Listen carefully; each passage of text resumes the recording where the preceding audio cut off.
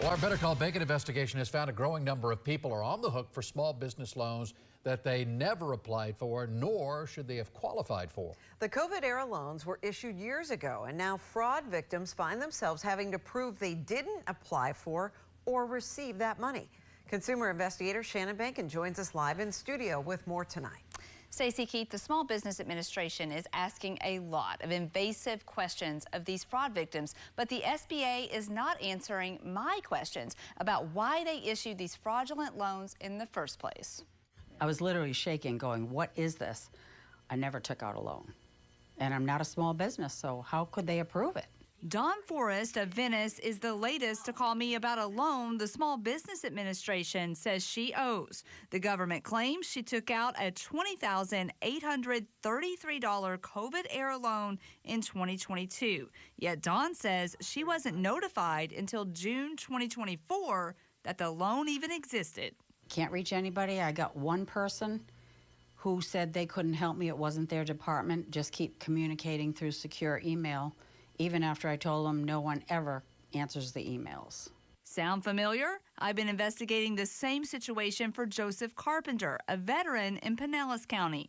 The SBA also sent him a letter in June claiming he owes the exact same amount as Dawn, $20,833, and that if he didn't pay by September, the Treasury Department would start taking up to 15% of his Social Security payments.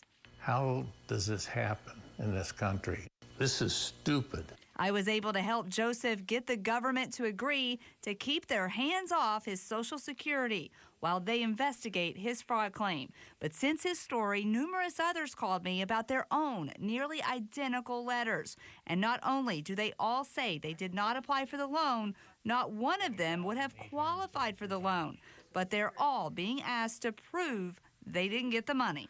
They're the Small Business Administration. They won't even return a phone call and speak to supposedly someone they gave a loan to. That's pretty bad. The fraud victims tell me they're uncomfortable sending the information the SBA is asking for.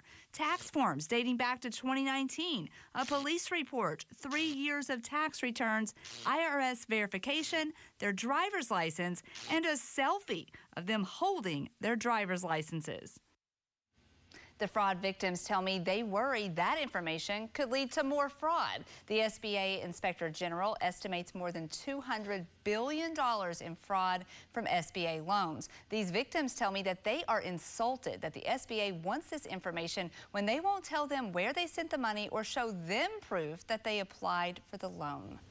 Boy, and you call it ridiculous, the whole thing, which makes sense. And it's also ridiculous how tough it is to get anybody from the SBA to talk to you. I know you've been asking some tough questions. Have you heard anything back? Well, I've been on this story for 2 weeks, and I asked tough questions 2 weeks ago. Just today, someone finally got back to me. I was told that the SBA takes identity theft claims seriously. I was told in the email that they encourage victims to stay vigilant and look out for phishing schemes. They sent me tips on protecting yourself from ID theft, but there was no answer to why they approve business loans for people who don't own businesses or those people and why they're not being notified.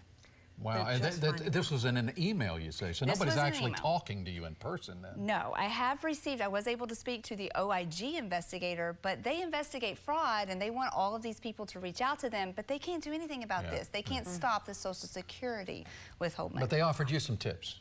Tips. We put them on our website. I bet some of those people have some tips for the SBA. Yes, they do.